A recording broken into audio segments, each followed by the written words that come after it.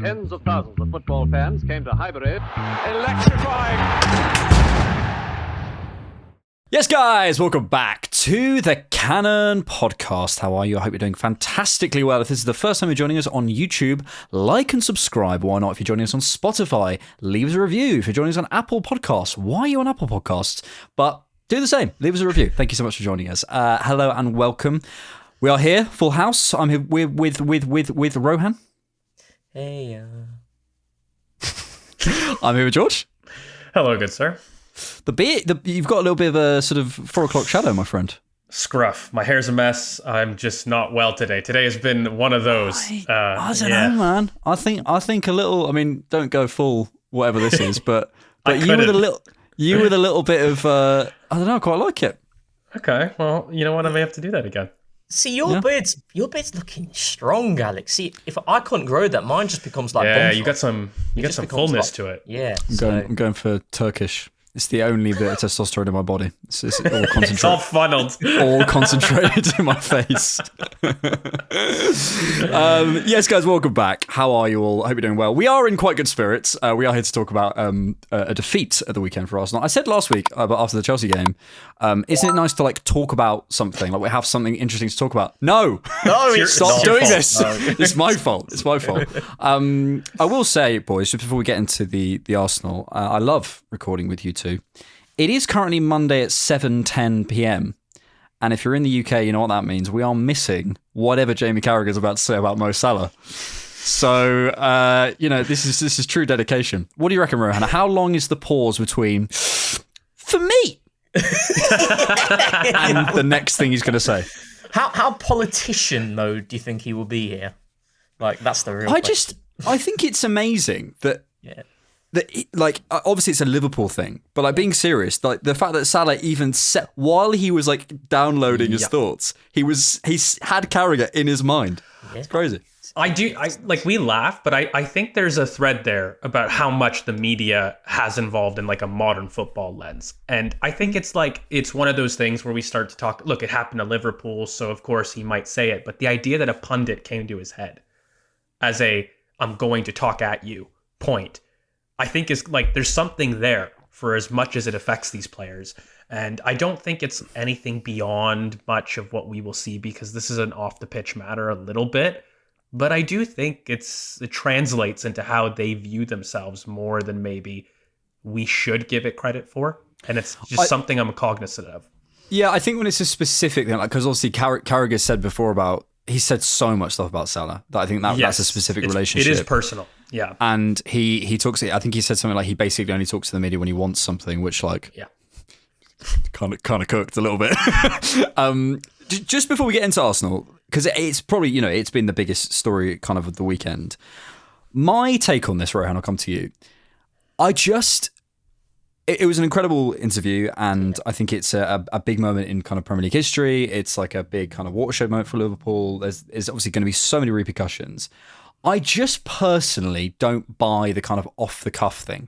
When you realise how many, the team these guys have, they have accountants and chefs and physios and all, you have 20, a footballer like Mo Salah will have 20, 30, possibly even 40 or more people on his team, maybe an extended team. When you consider the money that's going into this, when you consider the potential repercussions, I'm not saying there's no off-the-cuff aspect of this. I'm looking for the strategy, I guess is what I'm saying. Because I never buy that these decisions are completely off the cuff. You know what I mean? Yeah. I think it's been something that's Saudi. boiling. Yeah. Yeah, 100%. I think there's something that's clearly been boiling, isn't it? And in the background where, I don't know if you remember, but there was something with Salah before with Klopp. It was 2 seasons ago now. And it was against West Ham. And there was a little alteration there between the two. But I think it's massive because it's last season, and I think there was a really interesting thread on X as well. I can't remember what the account was called. And he went through detail after detail on the entire situation, the pros and the cons for Salah, against Salah. And I literally sit with pretty much that entire thread. That's my thoughts and feelings, because it's Mohamed Salah last season, we spoke about so many times in the pod where Liverpool have taken the trade-off here. They're keeping Salah higher, because they recognise if I keep him higher, he's going to be more productive because of the qualities that he possesses in the final third. The downside is, from a defensive standpoint, you can exploit that area of the pitch, and teams do that. Chelsea do that. We try and do that as well. If there's space to try and exploit against Liverpool, it is in that area in which Salah is not going to be tracking consistently, because that is not his role. And that worked for Liverpool last season. And then there was the discourse around, well, maybe, Arsenal should be doing that with the likes of Bukayo Saka, for example. He should be getting that treatment. And I've always felt I don't agree with that, because I think, for me, the way that the modern game is, it's all on superiority. Like, you need to track your fullback if you're a winger. I genuinely have always believed that. Like, if the fullback pushes forward and my fullback is marking the winger, he can't mark the fullback as well. So the winger needs to track back. Salah wasn't given that role last season, and he's not been given that role this season as well, but he's been less productive. And Liverpool have conceded a lot more goals this season as well. So the trade-off doesn't work. So the trade-off doesn't work then, doesn't it? It's all about, it's like, fine, if you're going to give me the productivity, then cool, we will work with that, and we'll try and create the environment for you to flourish, and we will take the consequences. We'll put more strain on other players, the likes of Konate, for example, last season, who did brilliantly. It's not working out this season. And that's where I can, I don't have the sympathy for Salah. Where I do have the sympathy maybe is the fact that I hear what he's saying about what he's offered Liverpool. I mean, we're talking about when the dust is settled, we're looking at, in terms of wingers in Premier League history, you're looking at Ronaldo and Salah as the top two there, in my opinion, in terms of peak for peak, what they've done from a productivity standpoint as well, what they've offered to Man United and Liverpool. They're the two top in Premier League history. Salah's right there. But at the same time, where I didn't sit with is like, I've earned my position. Like, I'm sorry. Yes. Like, I don't believe that. It doesn't matter who you are. If you're not playing well, right, you've not earned your position to stay in that team, because it is hampering the team. Now, I'm not saying Salah is the sole cause of what Liverpool are doing this season, but it is something that's not working this season. The manager's made a decision there, and I don't think, I don't sit in this camp of, Salah, what he's done for Liverpool in the past, therefore he should be playing every single game consistently now, week in, week out. I don't sit in that camp. But also, my final point in this is the fact that there's still a lot that we don't know about behind the scenes. There could be things that have happened in the background that have provoked him to speak up, because it's outrageous. He goes detail after detail. It's like a 3-4 minute interview. So there's an angle where you can see Liverpool's press officer. Yeah. And he says something and you just watch him go, oh. What is that meme? It's like, there's that meme, it's like, just the eye roll. Yeah, it's amazing. Yeah, look, none of these situations are black and white, are they? I don't want to spend too long on this, but just to give you a little bit of time on this as well. It's never black and white. I do kind of see it from both sides. I think from my kind of more football traditionalist sense, I don't like the sort of I've earned my place thing.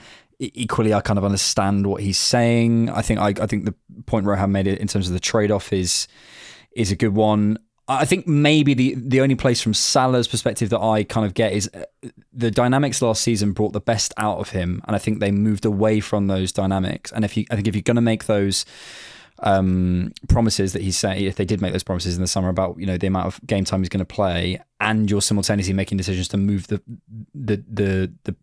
dynamics of the team away from him, that doesn't quite make sense to me. There's a lack of joined up thinking there. So I get Salah's frustration. Equally, I don't care who you are. You can be prime Thierry Henry.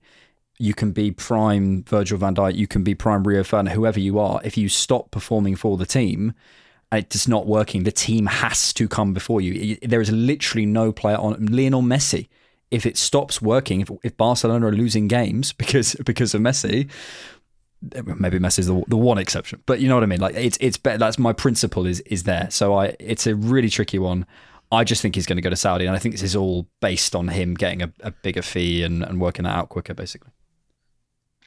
It is tough for me because I feel there is the altruistic... Well, you're not a Liverpool fan, so you can't have an opinion, unfortunately. Yeah, exactly. You don't know what it means, so... Yeah, exactly. Well, I will tell Liverpool fans how to feel. That's it. You that's must. what you Yeah. No, this is really difficult, guys, because he is pulling on a thread right now that there's the altruistic coach that says no man is above the team. No man is above the team. This is a part of it, okay? And I believe that to my core. Like, I think a team of individuals will outscore superstars, ultimately. However, outliers and exceptions exist in this life. And for all of those things that we talk about, the team comes first. When we highlight the best teams that have come out there and done it, talk about the individuals. I look at the Invincibles. Let's use our own best team as an example. Why was Robert Pires even in the team? If we're talking about defensive work rate, we've all talked about it. He was platformed, and Vieira's talked a lot about it. You stay up there because you're going to win us the game. And you do the minimal amount of defensive work, but you win us the game in the final third, and we will do everything for you. Mohamed Salah has that exact same thing. He has that exact same leeway because he is that influential. He is somebody that, guys, we're talking about. Mohamed Salah is one of the best players in the Premier League, period. Not just in this era. Like when we're doing up lists, Mohamed Salah is there as the best right winger in Premier League history. Period. End of story. Like it's as clear for me as the Henry camp. So it's a really difficult line because when he says I deserve to be up there, he's saying I am a Premier League great, and he is. And by the way, that power isn't gone. That Premier League great skill won them the title last year. Let's be very clear about the proportion of total goals scored by Liverpool and total goals scored by Salah when we have that. And so it's not even, I can't buy this, his powers are diminished, because when you make a decision in the summer to recruit Florian Wirtz, Isak, and Hugo Ekitike for a grand total of nearly £200 million, you are telling your superstar he's no longer needed. However, he can't leave. And there is a dynamic here that is difficult to quantify. I can't sit here on my high horse and say team first and then not go back to every single superstar team that has ever existed and not highlight how Lionel Messi scored something like 100 goals in a season. I can't sit there and not highlight how every team, despite the team being very successful and everyone played a part, there is normally 1 to 2 superstars that account for over 50% of a successful team's output. Every team has that. We're not alone. Pires did it. Henry did it. You want to go to Manchester United? Wayne Rooney has done it. Ronaldo has done it. You look at the proportion of the goals of an individual compared to the overall team, there's always 1 to 2 superstars that make up over 50% of a successful team's goal in any era. Now, it's not to, I don't do it to diminish the team, because you look at these teams and everyone was brilliant. But the reality is that when you look at your history, so I'm trying to sit there and balance this outlier point with the altruistic point that no player should be above the club and of the badge and all of those feelings. And then the reality of what happens in an actual team. Like if you're at work, guys, and you're all part of a successful business, surely there's 1 or 2 slackers that you know about, or people that aren't working to the same degree. And there are people that are working brilliantly. Now, you can't highlight that. A true leader never does that, because you know the value of trying to make everybody work. However, you got to then balance this idea where, why didn't he leave last year? There is something that we're not being told, because you don't go and recruit £200 million of talent to replace the talent. Yeah. And then ask him to stay. It's a very weird situation, because the Saudi interest, guys, has been happening for the last 2 years, and they pushed to make Salah stay. Make no mistake about it. They felt that the impact of Salah leaving was not something that they were okay with. And then they spent £200 million plus in the same summer to replace him. It's like, you can't have your cake and eat it too. And then when we blame the Liverpool debacle, guys, I'm really uncomfortable with the Salah point, because I'm looking at it and their entire recruitment was to prioritize the left-hand side of the pitch. That was their bet. But then they wanted to keep Salah. It was never going to work. Someone was going to have to be killed to accommodate 3 superstars that you recruit £200 million. Salah couldn't have freedom. Isak couldn't have freedom. Wirtz couldn't have freedom. Somebody was going to have to be pulled back. And I do have it's like saying that we've got Thierry Henry with us, guys, because, you know, you look at some of the stuff Salah's been able to do. He's going to be in conversations for one of Liverpool's best player. I don't know if he is. You talk about your Dalglishas, your Gerrards. There are legends. I'll let them debate. But Salah isn't somebody that isn't going to be put at that podium. And it's not ridiculous not to put him there. So it's a it's a difficult one. In this rant, I don't even know who's right. All I know is that when you have a look at this, somebody wasn't transparent with somebody else, fundamentally. And I don't look at Salah as somebody that isn't somebody that can win you Premier League and Champions Leagues at the top level.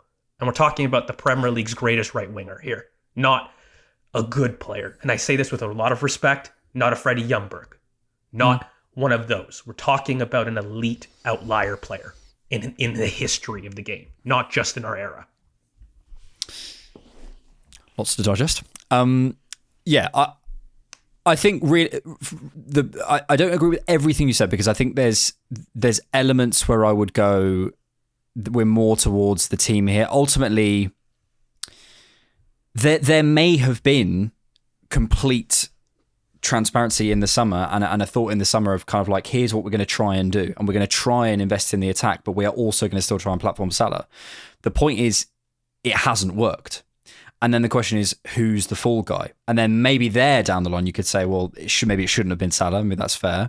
But also, when you've lost Trent and that whole right-hand side of the team isn't working, and he's 33, and you could probably get £80 million for him to go to Saudi, I kind of get it. So I don't know. It's a really, really complicated one. I suspect there's things we don't know. I suspect there's also lots of strategy going on that we don't know. Realistically, though, great stuff. Great stuff. Do you know what I mean? The part we haven't addressed is this is absolutely top stuff. Right in the Christmas period too, eh? Exactly. Great stuff. And if City can have a similar situation, we'll be laughing. Let's get on to Arsenal. We 115, please. Yeah, well, yeah. When's that going to happen? Who knows? Who knows? 10 years, it seems. In about 10 years, when all is said and done. We lost the second game of our season, first time since August, to Aston Villa on the weekend. I want to talk about the game to some degree, but obviously we're a few days on now and we're starting to look ahead to Club Brugge and stuff, so maybe we won't get too deep on sort of the individual details. I think there's a point you were making there, George, about sort of title winners and sort of eras and stuff. And one of the things that I want to get onto after the game, maybe a little bit, but just to set it up now, is sort of what do title winners always have, and what do title winners always show? And I think they always get probably a little bit lucky with injuries. They always get they probably always have some big wins away from home. They probably always have, unfortunately, an attacker or two attackers that, as you were alluding to, score a lot of their goals, and they get some luck. And that's kind of my meta feeling on this game, is that I worry it's revealed a couple of those things that we don't quite have yet. I'm not sort of going to go too hard on that because I don't think it's fair just based off one game. But my feeling coming out of it was you can lose a game because you're tired.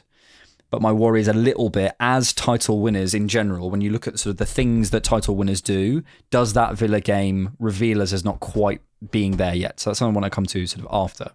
But Rohan, first and foremost, sort of on the game, a lot of it is going to be based on the fitness, and a lot of it is going to be based on the fact that, ultimately we don't have the two best centre-backs in the world. I don't know whether you'd argue with me, that's probably the biggest factor of us losing the game. I don't know if you'd argue with me, having more than one number 9 available might have been useful. So there's those aspects first and foremost. But what do you take out of the game that we can actually move forward with that isn't just those big broad brushstroke things of kind of like, obviously we need to get our players fit? Is there anything tactically that you go, that worried me? Not necessarily worried. I mean, there's certainly things I think Villa did that hurt us, that I think are worth stressing. But ultimately, like, you mentioned about the different things that you need to be a title winner, right? I'd also add, and I can't quantify this, but it's like title winners have played certain teams at the right time as well. It's like we played Aston Villa at Villa Park, in which they are fantastic. Like, they're so good there, at a 12:30 kickoff. Wrong team at the wrong time. The week after Spurs, Bayern and Chelsea. Yeah, and to further compound it, like you said, we're going there with starting our third choice centre back at right centre back in Timber. You're starting your second choice left centre back. You're starting your second choice right back. The only player there who really we think about and we look back at the start of the season saying, right, and it's not always set in stone like this, but Arsenal's the 11. Certainly one guy there in his designated spot is in his position, which is Calafiori. And you're looking at Timber, who would be the right back, but he's playing centre-back. So, like, you know, and I think with the injury thing, we said it in this pod where, like, if there's isolated injuries, the whole purpose of having a squad is to mitigate it. But when it's a cluster, like, you're coming up against a Villa team that they've got no injuries going into this game. That's their best team, you know, at Villa Park. So, you know, that's unfortunate. You know, wrong game at the wrong time. In terms of tactically, right, I think, like, we did a lot of good things against Villa. Like, in terms of our high press, we had Saka starting high, which is what we tend to do in a lot of games. We try and funnel them inside, try and force them to play centrally. And that's something that Aston Villa absolutely love to do. And that gives you the opportunity to win the ball back in central areas. And we did that a couple of times. And you saw it with the Rice shot. You saw it with the Ødegaard shot as well.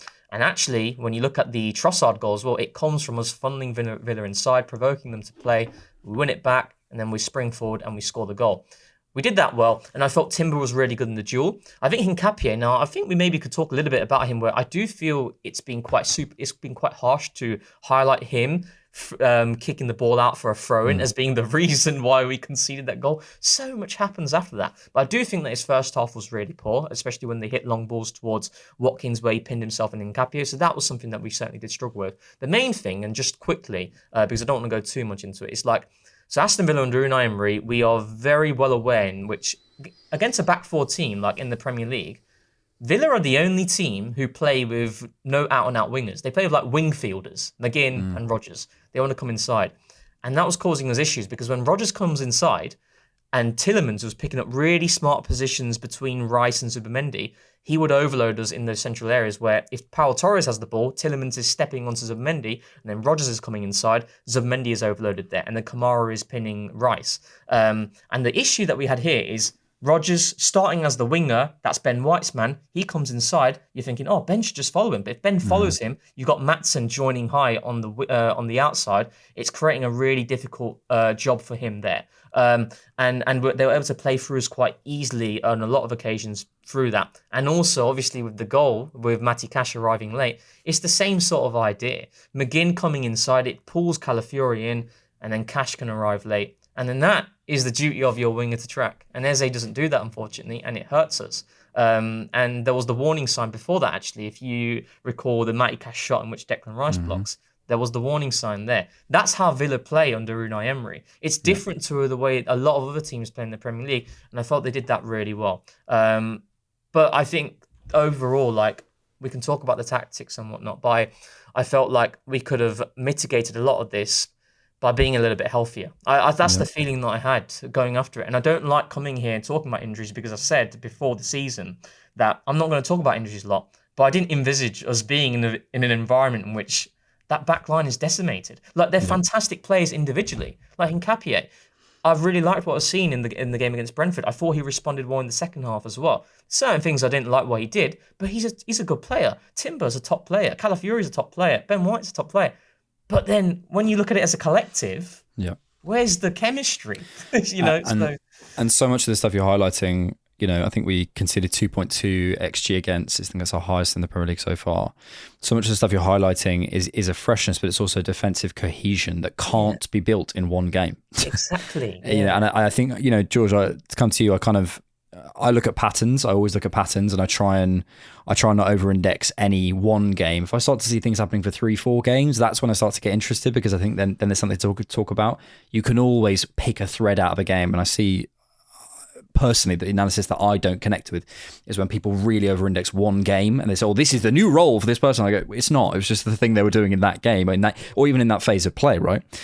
That I really don't see a pattern in Arsenal being unable to control the centre of the pitch. That's not a pattern that Arsenal have over the last year or two.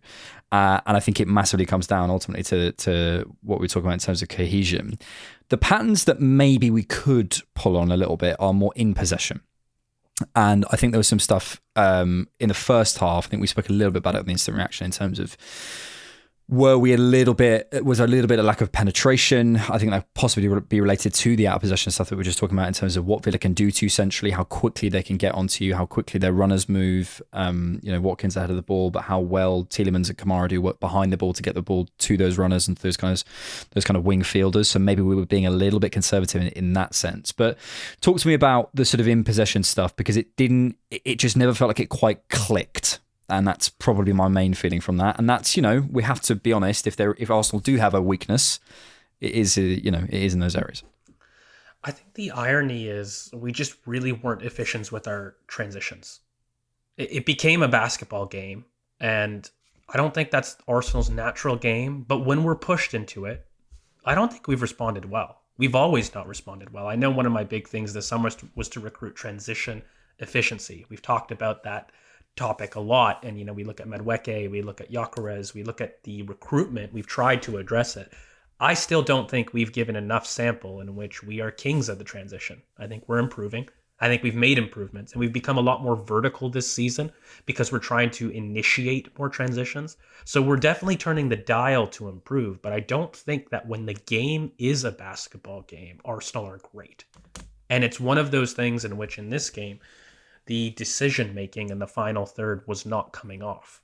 And that's when I say transition efficiency, it's not just have fast player reach ball. It's make right decision when rushed. Yeah. That part we don't do well. And it's something that we didn't do well this game, period. There's one thing also that I don't think we do well enough. We don't play the ball between the fullback and the center back quick enough. Something I highlighted back at Chelsea. I thought that's a way to hurt Chelsea. We didn't do it then. I look at it here, Rohan, when you're talking about playing with wing fielders and overlapping fullbacks, where's the space then? That's how Villa hurt you, but where's the space when your fullback commits? It's in the space that they just ran onto, right? We didn't play enough balls in the channels and then have the retention in those areas to make it count.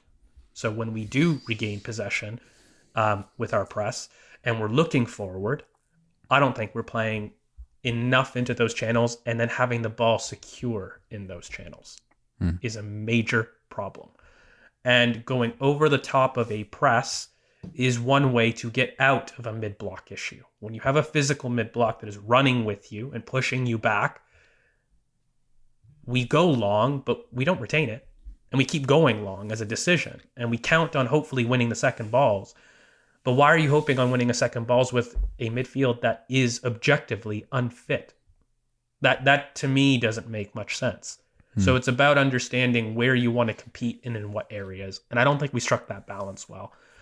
I do think a fair pattern, guys, is when we face physical mid-blocks and we equalize, Arsenal have a tendency to want to go into their low block structure more. And I think it makes sense. We're brilliant at it. And we're brilliant, though, with the two best center backs in the world at it. There's a point that we can talk about urgency with Arsenal after you equalize. Villa in this game, we equalize in a brilliant moment. At the 56th minute, correct me if I'm wrong, if not, 60th minute? Something like that, yeah. Okay, how much of the game is left? How much are you then expecting, okay, now push on. Let's go. I didn't see that urgency. I look back at Chelsea. Same thing. I didn't see the urgency in our possession increase. And that is something that we could potentially, discuss. And it comes from, now there's a lot of factors. Do we have enough subs that are fit, that can change the picture? I mean, we've said that we've had the squad to do so, right? So, I mean, we have the tools, but are they fit? That is a factor. And it's why I don't want to go away from it. However, another factor that, we can talk about is like the impact of having Martin Odegaard come back into this team, the impact that has on Zubimendi in possession, and what we are going to try to do to fix the left wing that has become peripheral as a result of that. And this whole Eze conversation about going on the left versus in the center of the pitch, the impact of Martin Odegaard on Martin Zubimendi, all of those things combined with a defense that, yes, hasn't played very much together, but I also do have questions why the attack, who has been able to play together, didn't do more and wasn't able to hold the ball up and give a little bit more of a breathing space. and some technical security in the final third. I don't have an excuse for that. And so I hear the points about the back line, but I expect them. I'm like, yeah, no, guys, they're new. They're not going to have chemistry. We know this. There's nothing that I can do pre-match to improve that chemistry. They just need minutes. But we're not going to fix that against Villa. It's a con that will be there until they play 15, 20 games together. But what I don't understand is the areas we play into. That's something we can control. I don't understand the front line lacking its cohesion. And I mean, you can also say, how often has Odegaard and Eze played together? I understand. However, when you're looking at a team now that is lacking urgency to push for a winner after equalizing, I think that is a worrying trend if it becomes a pattern. And I don't think I've seen enough for it to say it's a pattern, but I have seen it against Chelsea. I have seen it here. I've seen it in past games against Newcastle. I don't know if I could quite give that here. I actually think our response to Sunderland, by the way, another physical mid-block, was actually quite good. We just defend poorly in the last moment, but our response was good. That second half was actually brilliant against Sunderland. But I am looking at these types of games when we're pushed into this basketball-y area. And yes, we're unfit, but do we do well enough with our decision-making in the final third? Are we secure in the final third when we're forced to become stretched? That's still something I think this team is learning to become a king of, so to speak. Yes, I'm going to say possibly the most hipster thing I've ever said on the pod right now. I was watching Claudio Giraldez' Celta Vigo earlier. And you see certain teams and you see how quickly they move forward, how quickly they play the ball about. It's a decision. It is a decision. And I think the Eze and Martin Odegaard thing, like you could say, oh, well, it's because they haven't played together or whatever, but you don't need chemistry to pass the ball quickly. Like you might miss connections and you might not be standing in the right place and whatever, but you don't need that chemistry in order to actually knock the ball about, especially not someone who's on the other side of the pitch. You played with Saka, you played with Timber, you played with Bell. Saka, Odegaard, and White. Like that's if you're going to ask for a more well-oiled pod, I think that's it. So yeah, and I understand it because as I said earlier, maybe you could make an argument for because we were playing Villa, like why we didn't do that, but it just felt like a big sort of conglomeration of loads of factors and. Some I think we can look at, which you laid out, George, and same with you, Rohan. But I think for me, it's a game that I kind of want to put in the rearview mirror and try and just work out what we can take from it. It can happen as well, right? It can happen. Yeah. It can happen, and that's my big thing. And I was frustrated by it, obviously. But I think when there's such obvious factors going into it, then some, as you've laid out, George, some where you go, okay, that is kind of what we do. But then also, like the Sunderland game when we did respond in that way. So, it's kind of keep your eye on it, basically, is kind of my feeling. This feels like a sort of game that if we lose another one like that, or maybe even two more, you start to go, this is a pattern. But for me at the minute, it falls just under like, okay, it's a concern, but I can kind of put it down to other things. The thing that I want to speak about, and I do think is something we can take from it, is what I was talking about earlier. My worry about this Arsenal team, I do think we're going to win the league.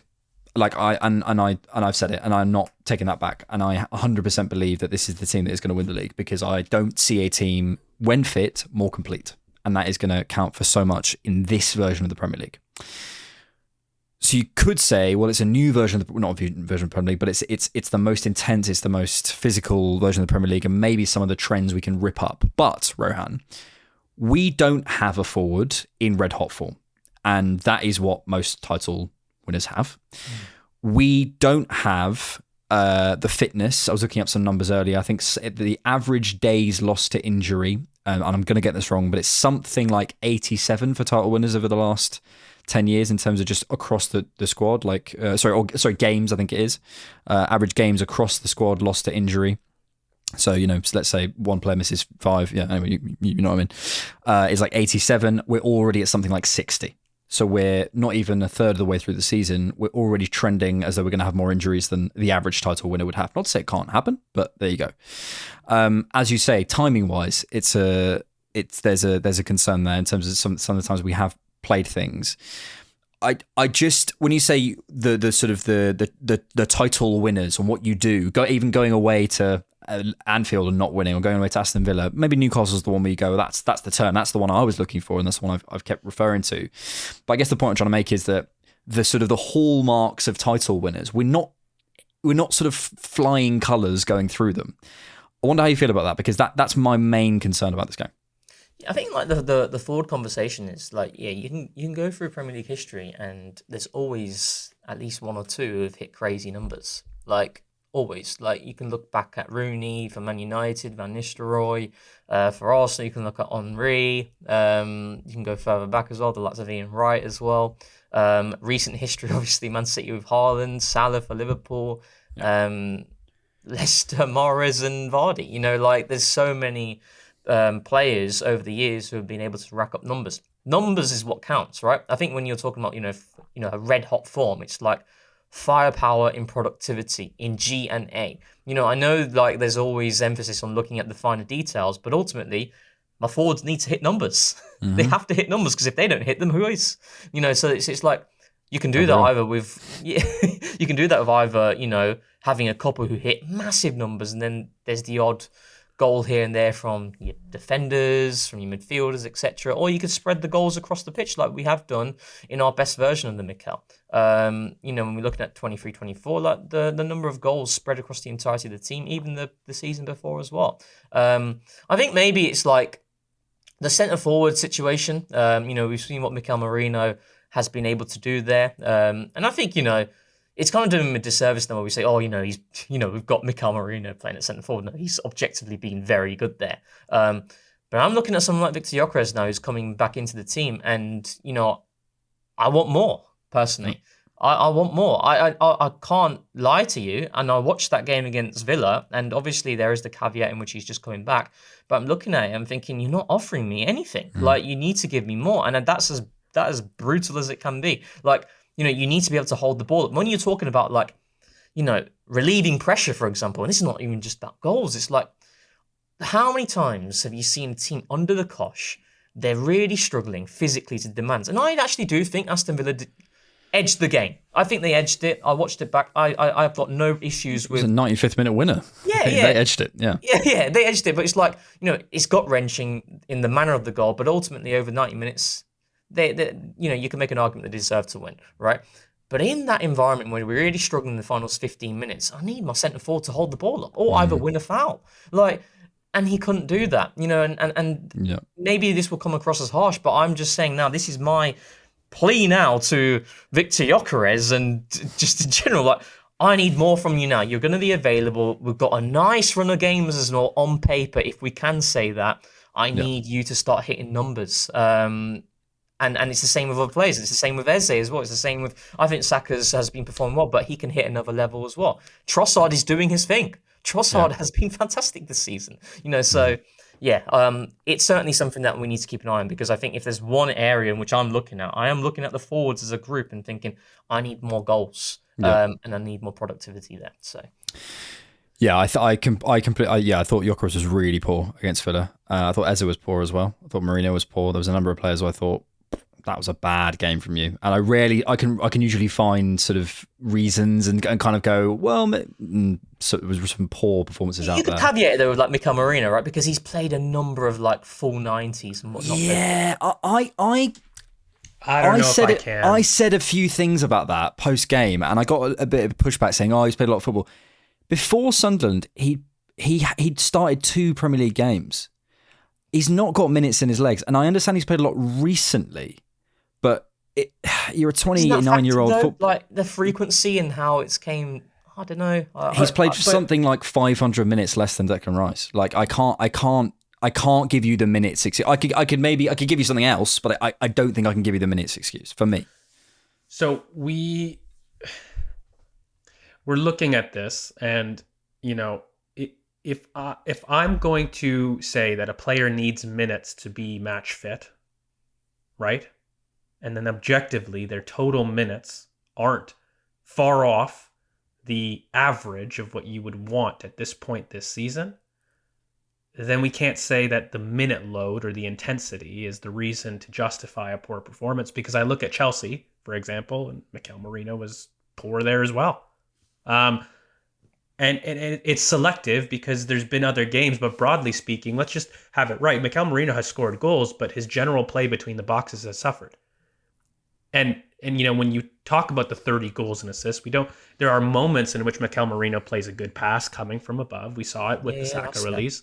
But broadly speaking, his play between the boxes isn't consistent enough. Gyökeres, the issue we have is that the between the boxes point isn't consistent enough. His ability to hold up the ball isn't consistent enough. This front line's ability to hold the ball up when under pressure, an outlet, is something that I've said I think really declines, bar having Kai Havertz. Yeah, maybe you can make a point with Bukayo Saka. And that is our point of failure. And it's why I've suggested the Antoine Semenyo's, other players. It's not so much about the profile, but it's that specific skill that when the team is under pressure, do we have a physical presence that is reliable to not just pull the ball out of the air, but keep the ball for us to get a chance to get up the pitch with them. Or win a foul.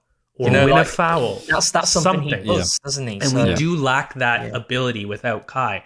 And, look, I think you justify Mikel Merino because he scored 30 freaking goals and assists. So you sit there and you say, okay, fine, we're not going to get that, but we're getting the goals. So if you don't do the between the box reliability and you don't go score goals, you're going to get criticized. And I don't want to go too much into it because we've had very public videos about it here on the Cannon podcast about Gyökeres and about this. And I hope that with this run of games, he's able to be a bully because, by the way, that's why we bought him. None of this stuff matters if he can be a bully against teams that he should be a bully against. And I think it's very fair to expect. I don't even expect the hold-up play. I know you aren't consistent at it, but mate, be a bully. Like if you're gonna bully the teams, we almost use it as a stick to beat him with. He bullies teams he should be bullying, and he racks up a lot of goals. Okay, well, mate, do it. look at our fixtures, the next 5 fixtures, guys. Exactly. There is presence there. There's ability to do it, and I do think as a team, it should be a recruitment priority. When we're looking at the next player, of course, we need to look at change and, there's a lot of players there in the front line, so we may need to sell a few to be able to afford this. But I do maintain as a skill gap, the ability to go over the top of a press and have someone reliably able to pull down the ball and keep it is something that is lost without a Kai Havertz. And you could argue Bukayo Saka has that quality, but we don't have enough of it. We've recruited a lot of runners. We need something there or somebody to be that. Because we have missed that. And I think the reason we've dropped points, guys, if we had somebody more reliable at that, I don't believe we dropped points. Both Chelsea, Villa, the points we've dropped have been because of that, as well as the fitness and everything is into it. But if we had somebody to cheat and reliably hold the ball up and keep it there for us, I think we talk about a different outcome. We discussed that was an offshoot of the kind of the people, sort of having star attackers, basically, I guess. If we're looking at sort of other qualities of champions, let's say, the kind of star attackers, and I think we can talk about, hopefully when Kai comes back, I think we spoke about last week about Saka getting back into form, and I think he did get an assist. He did register an assist, and I do believe that Saka will come good. I think there's some other players who are finding their feet. We haven't had Odegaard, etc. I think we can find reasons why that hasn't happened just yet, but I think it needs to happen. Probably the other two things are luck in terms of fixtures and injuries and winning big games. And I want to go on to the winning big games point because obviously we had the win on the opening day against Manchester United, but that wasn't at our best. We lost against Liverpool. We drew against City. We did win that game against Newcastle, which was a big turning point and a massive one. We obviously spanked Spurs. We've then drawn against Chelsea and we've lost against Aston Villa. Rohan, in terms of the big games, we can sit here as Arsenal podcasters with all the details and all the memory, having watched every game twice, and go, but the reason we didn't win that game was because of the left-hand side of it. If we come to the end of the season and we haven't improved that record, that's a concern. And I'm not in the no excuses territory here, but I am in the kind of like, I can go into each game and give you like a nice roundup of why actually we're going to still win the title. That needs to improve. Yeah, 100%. But on the flip side, it's like, okay, so how can we kind of compare our season to our best season under Arteta, right? In which our Big Six record was brilliant. And in fact, our Big Six record has been fantastic under Mikel throughout, right? 23-24, we're 6 points ahead, in terms of a comparison to that season. Like, when you compare, like, those fixtures, Chelsea away, drew this time, we drew that time as well. Newcastle away, last in 23-24, we lost there, we won there this time. Man U, I didn't think we deserved to win at all this season there, but we managed to win. We won it that season as well. When we compare the big games in that season, I mean, Villa, we lost in 23-24, we lost this season as well. So I'm not concerned by it, but I think what will need to happen is, if we are to maintain the form of 23-24, the wins there. Is the big games that are going to come later in the season, we're winning them. In that campaign. So it's kind of like, it's one of those ones where I'm not worried about it, because the team, I've got no worries about this team. If you just give me William Saliba, right? Like, and I can't believe I'm saying, like, I'm pleading for you to give me one of William Saliba or Gabriel. I can promise you the back line becomes a lot better as a unit. And then you're looking at our forwards, and like, I would love for Kai to come back, but I'm not going to use the Kai Havertz not being here as an excuse, because of the selection of players that we have available with us right now. We've got pretty much all of them back, so we've got enough there to be consistent. I'm just asking for, give me a Saliba, because then it changes a lot of things. Like, I don't want to go too much into the Villa game, but I don't know about you guys, but it's like the art of box defending as well, right? Was shown just how important it was in that game. It's like the 2 goals that happened against Villa, they do not happen if one of them is there or not, But going back to the big game argument, absolutely, it needs to be better. And I think if we are to maintain our best season, we're going to need to win more of them as the season goes on. Finally on this, we should come to it. Injuries. We are... cursed is the word I'm going to use. When we always have this conversation, and I always try and find another angle on it, because there's no use us having a discussion about it on the pod and just going like, oh well, we don't know, so let's not talk about it. I saw something earlier, and I can't get it out of my mind, and it's someone had compiled all of the quotes. Yes, you saw it as well. Had compiled a load of quotes of players talking about Arteta's training being really, really intense, basically. And I'm going to say that, and I'm not going to offer much comment. I'm just going to say I saw that. What do we think? Have you seen it, George? Yep. Tell us, my medical professional. Part of the problem, guys, is we are doing correlation equals causation. Ultra crepidarius. That's what this is. There's what people don't seem to understand is people assume use equals injury. The guy's walking, it must mean he hasn't done his ligaments. That type of analysis where we are looking at load, we're saying accumulation of load is directly correlated to injuries. And, there is some truth to that. You can't deny it, right? The harder you work, the more likely that you're going to injure something. That's true of life. However, something that I don't think people understand is that is more correlated for me and you, the lay fan. Okay? Because our periods of use and non-use are completely different to an elite footballer. And an elite athlete, period.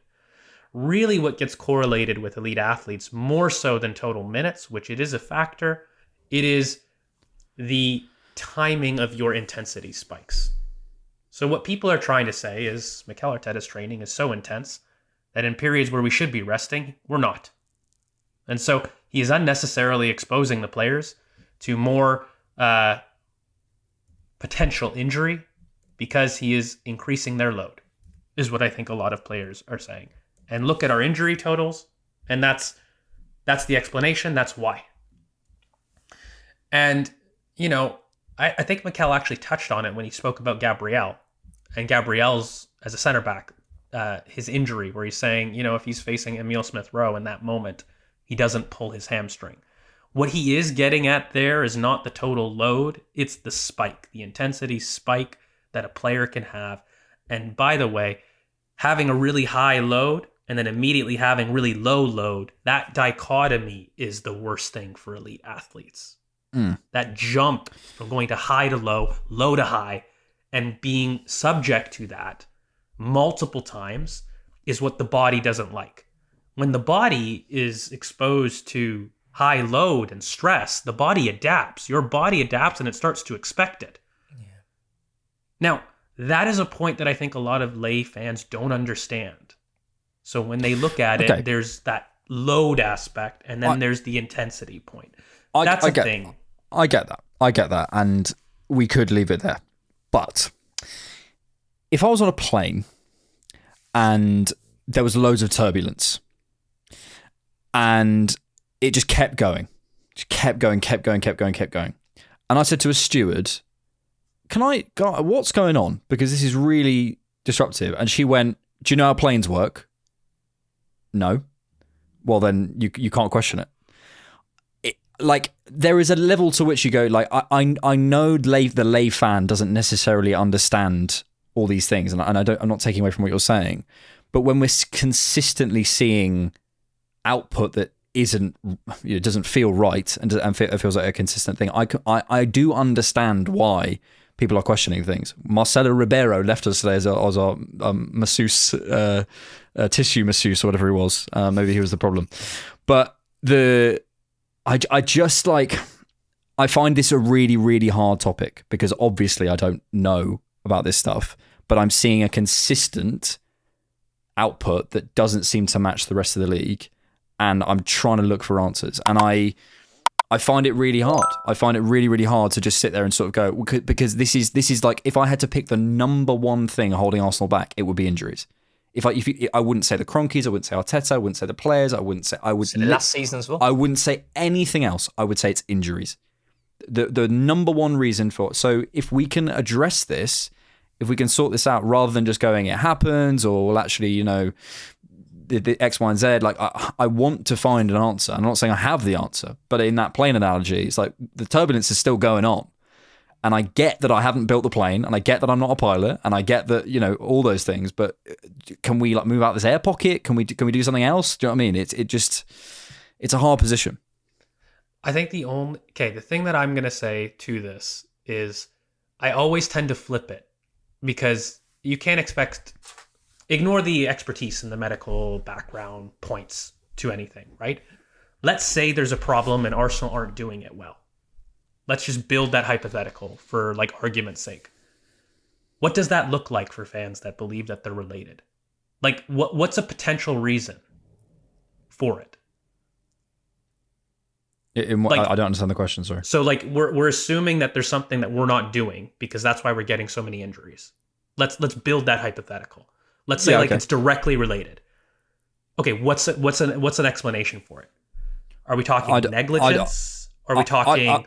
I don't know. And again, this relates like high train, but build the scenario basically for that hypothetical.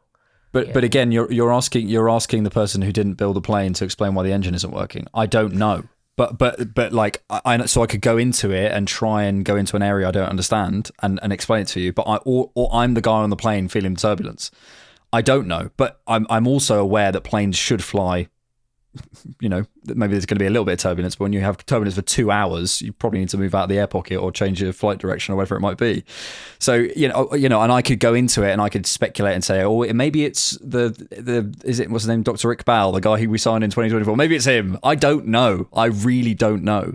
But I think we're getting to a point where the number one thing holding back Arsenal is the injuries, and so I'm stopping short of saying something like, I expect answers, or I want, but I would love the club to explain a bit more to us as fans about what's going on with the injuries, because this doesn't feel right to me.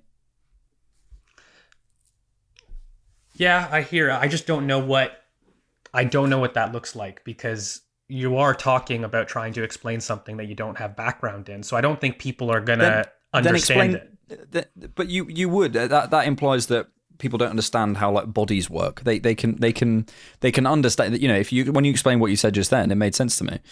when Mikel explained about, like, he said something in a press conference like about a year ago about like the lack of training between games and that's causing issues. Great, more stuff like that. Like, give us information, because I think, and you buy yourself a little bit of wiggle room in my opinion. I think just for me, there's kind of two positions here. There's, oh, they don't know what they're doing, blah blah blah. No, of course they know what they're doing.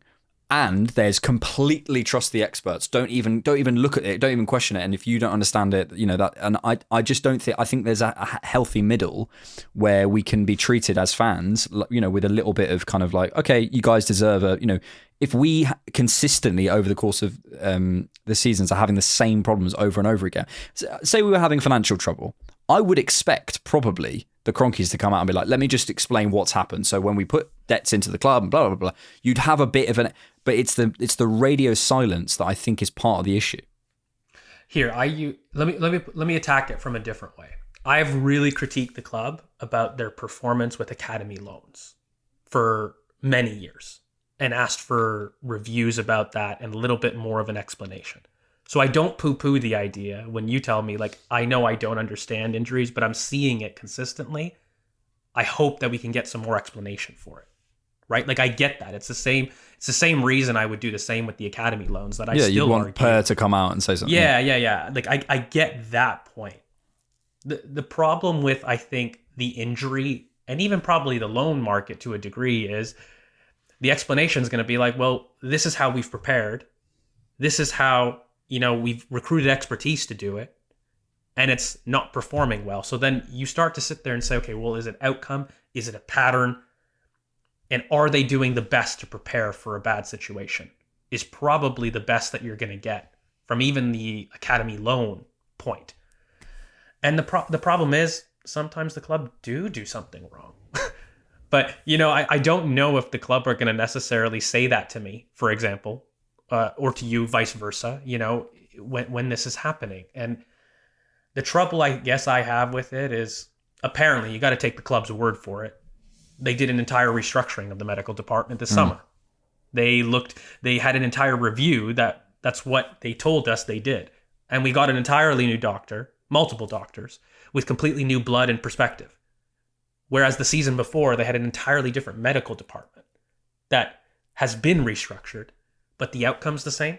So there's been different practices. There's been a review, a critical appraisal, but the outcome hasn't changed, right? Same with the loans. We've had multiple loan managers. We had Sam Hayball. We had Kwame Ampadu, or not Ampadu. Ben Napa. Thank you. So, but multiple hierarchies haven't been able to change the outcome of both of those things, and you'd like clarity on it. I think that's something that I can basically sympathize with you on. I just don't know if we're going to get it. Yeah. I don't know if this modern football even allows us honestly to have a proper injury conversation, because there is going to be that caveat medically. I am telling you, this isn't right. This isn't just an Arsenal thing, but medically, I will tell you, we are forcing them to live in a world where people will get injured. You can have the best medical advice, preparation, recovery, yada, yada. And let's put it to a side that Arsenal might be doing something wrong there, or like a marginal gain could be had. I will tell you, every doctor worth their salt is sitting there saying, no, you are forcibly injuring players with what you're doing right now. But everyone's we got to, because that's like, you can't change that, because that's the league, that's yada, yada. And I think fans I think fans understand that environment, but I just, what I'm protecting against is another year, 18 months, 2 years, where this just rolls on and on and on and on and on and on. I don't care if the answer is no, we're not going to tell the fans, but we're going to do this thing that changes it. Great, because that solves the problem. I'm not sat here saying we're owed answers because I need to know. No, I'm saying, can we have some clarity, because otherwise we're just going to fill this gap and or fix it. Have some clarity, or fix it, or don't, or we just, something needs to shift. So I don't quite understand what's happening from my perspective, of course, but I worry that it's just turning over, and I will worry until something changes, I guess. Exactly. Yeah. So yeah, Rohan, I don't want your thoughts on this. No, I think the clarity thing is important, right? Because I think it's like, you know, I don't need to, like, right now I'm only going by what the professionals are saying, the people who have the know-how more in this subject area, and I'm taking their word on it because I don't know enough about it. But as you mentioned, when Arteta spoke about the Gabriel and the Adama Traore incident, I'm thinking, okay, that kind of makes sense.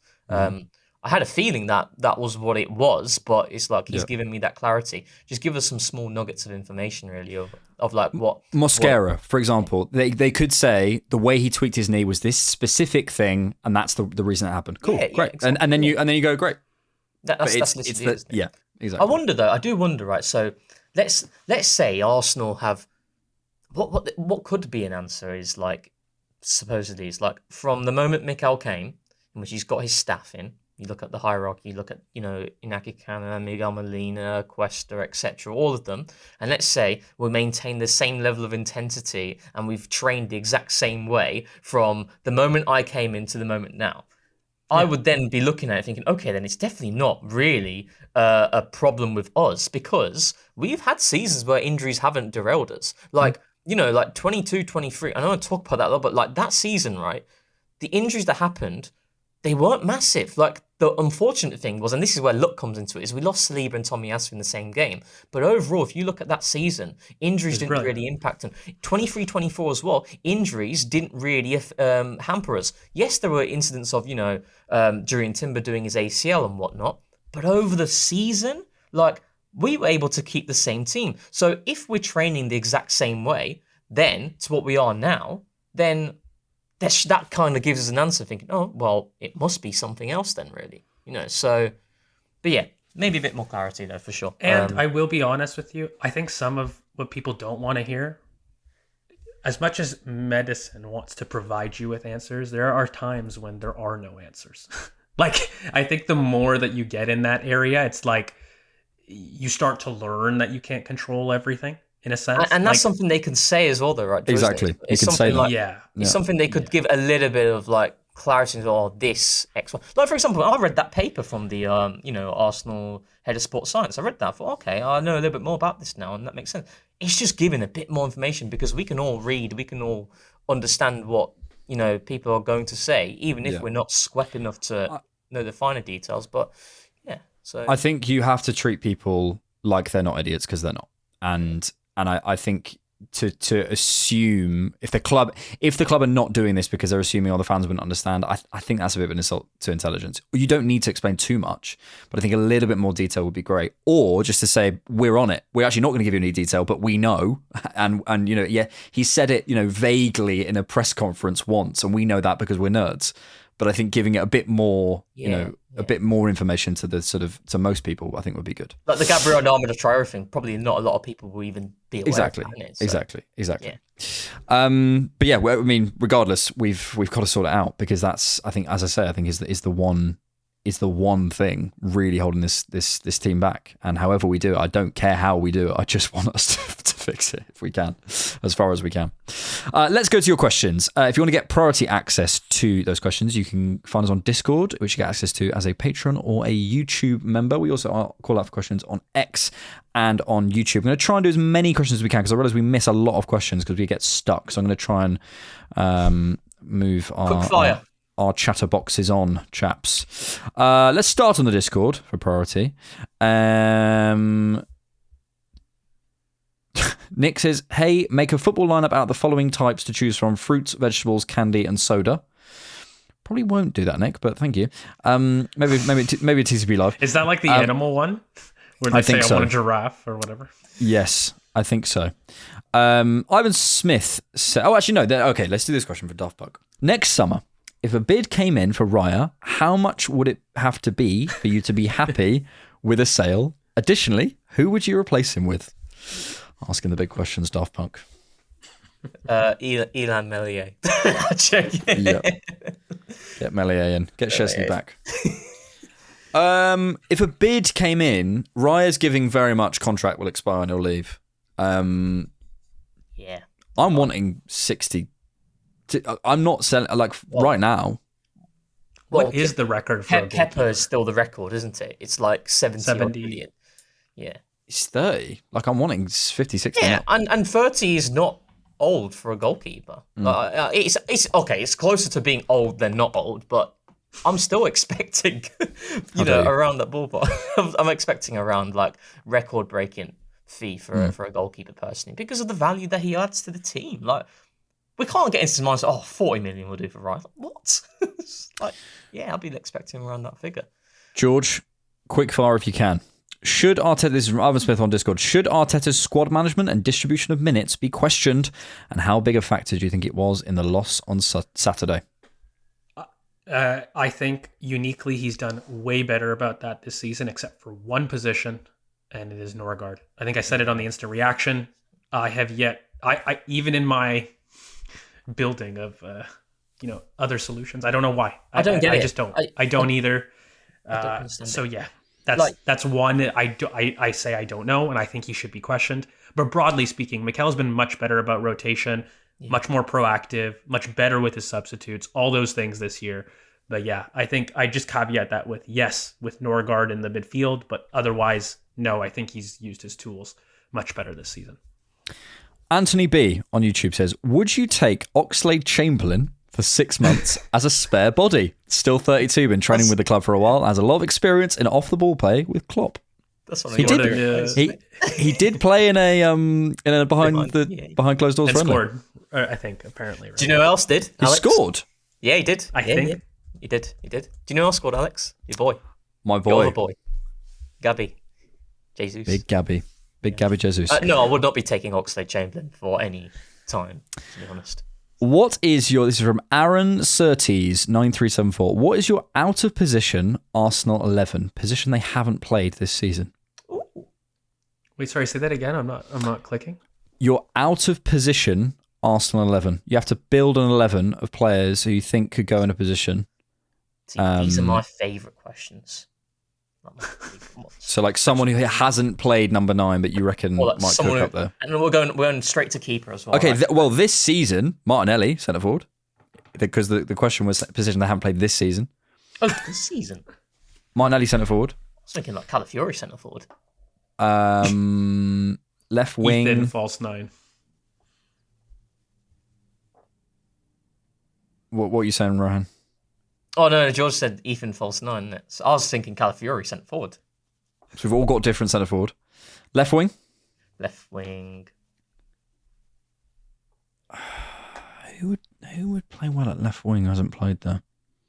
Put Saka there. Ha-ha! Oh, it's the question. Ha-ha!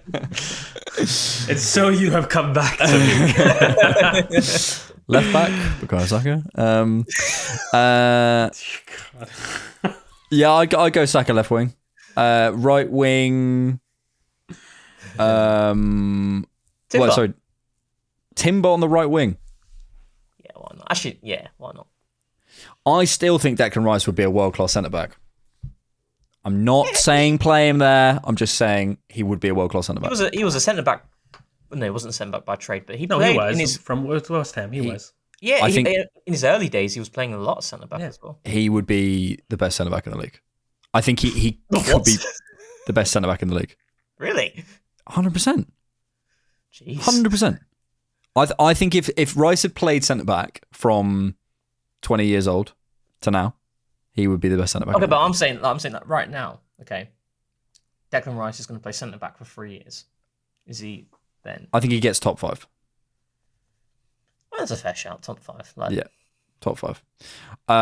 Let's do one more. I think Zubimendi, right back. Oh, I think he gets cooked in the full back position because he's Zubi, right back. He's good in the air. Snaps into a tackle. Don't ask him to go forward too much. Just Declan Rice right back. I mean, Declan Rice anywhere. We built an entire like the best Arsenal footballer, and almost every single trait was Declan Rice, or he was at least in with a shout. Where would you put Mikel Merino? On the bench. Him and Calafiori probably are one of those where you remember that quote that Jose Mourinho goes, "Give me 11 Cesar Azpilicuetas and I'll win the league." Yeah. As far as total footballers goes, I think Calafiori and Declan Rice are probably the best description of that. Yeah. Give me 11 Calafioris. I genuinely think they could play anywhere. Same with Declan. Yeah. Henka Ho on X says, don't really want to talk about the game. shit happens. My question is, which Arsenal merch do you have on your wish list for Christmas? The new training kit, I think it's like a sort of a green. Are you into the Arsenal merch though? Like, not really. Yeah, not. It's really. a sort of a dark green. It's like an Arsenal. It's like a what's it called? Like a sports top. Is jacket. this controversial? But I think the training kits are always the best release thing every They're year. always so good. Unless you know what I mean? It's the always 22-23 black kit. Oh god, that's a great kit. Yeah, there's a new green training shirt which I think is banging. But I mean, they just smash it. That we were wearing a pre-game jacket before. Was it against Chelsea? No, I think it was against Villa. That was just so nice. I think the varsity jackets look good. Yeah, we are so good. Do you like so one? Good at... A varsity jacket? Oh, back in the day, when I was in my prime, yeah. In your prime? You're 27. 28, I'm saying 28, sorry. Let's do this. How many more games, this is from Zuba Menso on X, how many more games do you believe we can afford to drop if we want to actually win the league? Maximum 2 more defeats and 2 or 3 more draws, he says. But then that's assuming that what you're assuming is Man City are going to have an immaculate. Don't try and apply context. Just blame us. I look at it from I'm looking at that number, yeah, and it might not be achievable, but I'm looking at the 90 points. So I'm thinking, how am I getting to 90 points? What are we on right now? It's like 31. You think we get 90 this year? No, but I'm thinking like that's the goal. I'm setting the team. 33. I'm setting the team the objective of 90 points, right? So we need to get 57 more points there, yeah. 57 points. That's doable. In 23 games. Yeah, in 23 games. That's very Yes, it's basically just over 2 points a game. Just over. Yeah. So we still have wiggle room. We still do have wiggle room. Do you know what I mean? It's like the problem is like we drop points, close by with Chelsea and now Villa, right? And you're thinking, we're quite far away from hitting like that. We can still hit that. So, and if anybody who hits that will win the league by at least 5-6 points, in my opinion. So my main feeling, and maybe we didn't really cover this in the sort of the main section, but we probably should have, is I just think specifically on the Villa game, we are going to face adversity this season. Like, I think this idea that we're going to go through, we're going to win a lot of games. I would suspect by the end of the season, if we've not lost 5 games, I'll be quite shocked because I think the quality of the league, how good everyone is, we're going to lose games. I think it is down to the quality of the league and what the impact that has on Man City and Liverpool, etc. I think we probably get to 86, 87, but I think for any other team to get to plus 80 points in this league is going to be tough. Let's throw it you this way, right? Let's say our injury look is a lot better from now to the end of the season, right? And we have Saliba, and let's say we win every game. Yeah, we get Saliba back, right? For Wolves, even though we wouldn't need him against Wolves, he says. And Gabriel comes back and then he doesn't sustain any more long-term injury, and Saliba as well. I'm backing the team to hit 90. I'm backing them to hit 90 because I know what this team's capable of when they get close to their full version. So, I think we need to pull up almost receipts because didn't we have predictions? As far as what you think the league total would be, and because for me we must have done that, and I do remember I feel the league winner will be in the 85 category. I didn't think it would be a 90 point season. I think mine was below 90, but I think we'll get 90. I believe in this team. I'm with Alex in the sense that I think this league's too good in a sense, and I just think that I think that we will pull away with it, but the league is very good. So I think generally the league, in order to win the league, it won't take a 90 point. And that's more because I think, I don't know if I trust our title challengers to match us and that consistency so far. And so I think it's more of an 85 point kind of league, generally speaking. I don't know what that translates into losses, but I'm kind of in the camp of, I think there's another 3 or 4 losses throughout the season that we do. Which would already have 2, right? Well, we'd need to get 52 points if it's 85, right? And that's... Yeah. So... I basically, I think I'd rather look at it like how many more games are we going to lose? Because we are going to lose games. I think we'll lose 5. I think we'll draw in total, but not 5 Yeah. more, right? No, not 5 more. Yeah, I think so. Currently we're 1-10, drawn 3, lost 2. I think we'll lose 5. I think we'll draw 6, and we'll win the rest. And I think that'll be enough. I do, like I really do, because I can't. Man City have lost 4 games. They're going to continue to lose games. Like they will. Yeah. Like so, and that's a lot of wiggle room, isn't it? Mate. If we look at the table, right, between 17th and 6th, how many points? It's probably like 6, 7. We said this on the IR. It's 9. It's like it's It's insane. 9 points. Yeah. It's absolutely absurd. Like and Burnley and Wolves are just out of it. They're obviously they're just gone. But other than that, it's ridiculous, mate. It is a ridiculous league. So I think we've lost the least with 2. City have lost 4. Villa have lost 3. Palace have lost 3. Chelsea have lost 4. Everton have lost 5. Everton have lost 5 games and they're 6th. Like, Moisa. I think whatever the math is to allow us to get 84, 85 points, it's going to be a mid-80s title win, in my opinion. Not a late 80s. If I said to you a team have lost a third of their games, where are they? I'd say 11th, 12th. They're 6th. So, no.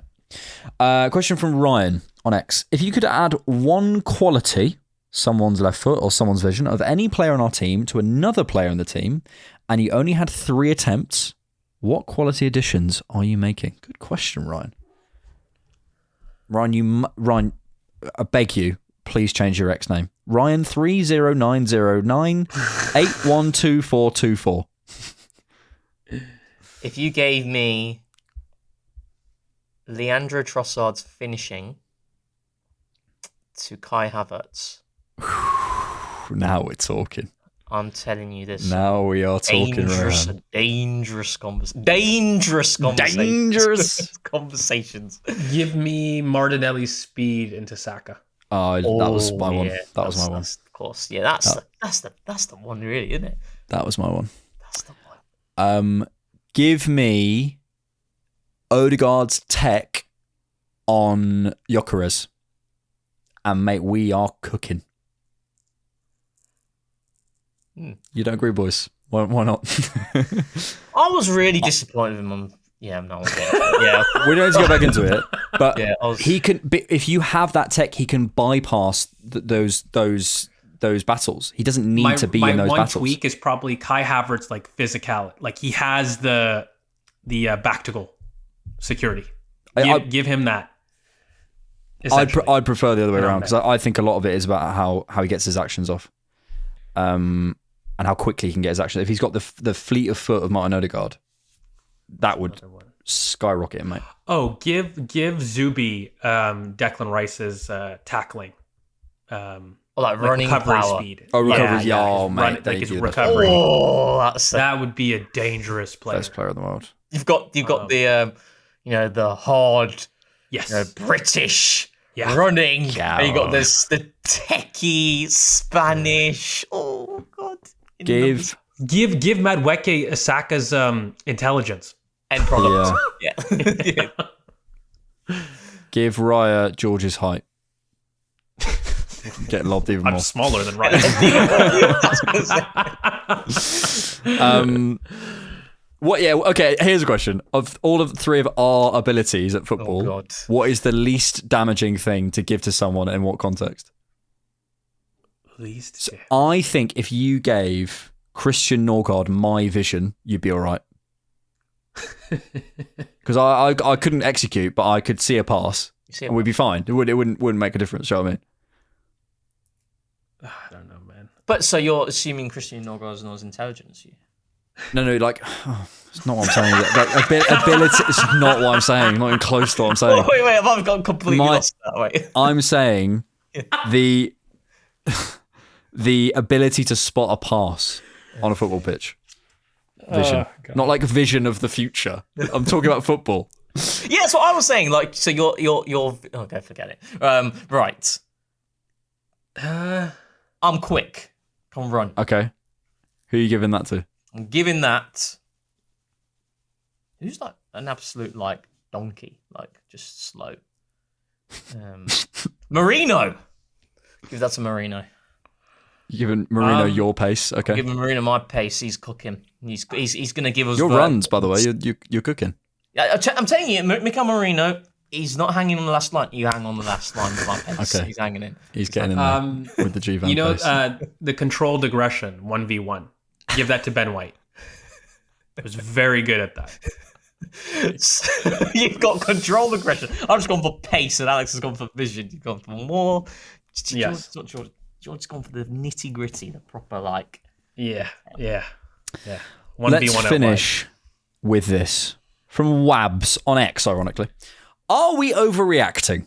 Did we really expect to not lose a single game all season and win the league? We should expect the odd loss or a disappointing draw. If Chelsea Villa games were 2 weeks apart, would the whole fan base be this upset?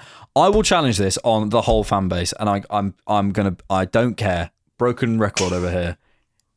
Who you see on X shouting at the manager is not that it's representative of children on a website that is run by a billionaire who wants your money. That's all that is.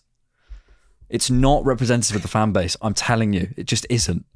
I'm literally immune from like any like rage bait or like any discourse that comes from an Arsenal defeat or draw. Like it doesn't bother me anymore. Look, I just think until we do it, guys. I mean, we kind of said it like last year too, didn't we? Like any drop points were going to be the end of the world. Like drop points are going like it's getting to a point.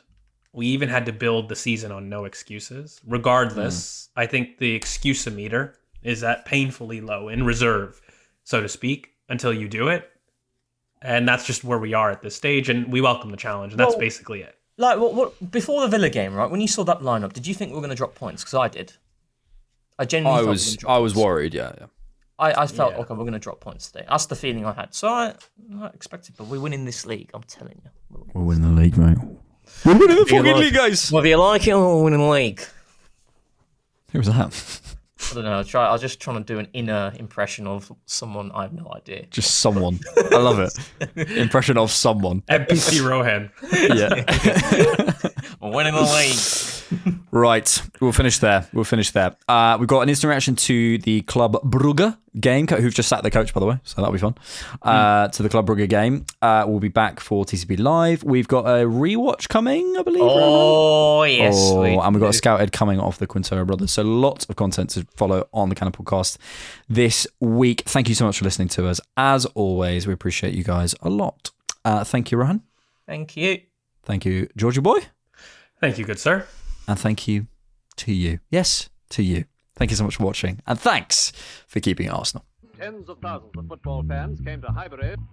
This was one kind of queue the ladies thoroughly enjoyed. Electrifying. Inspiration.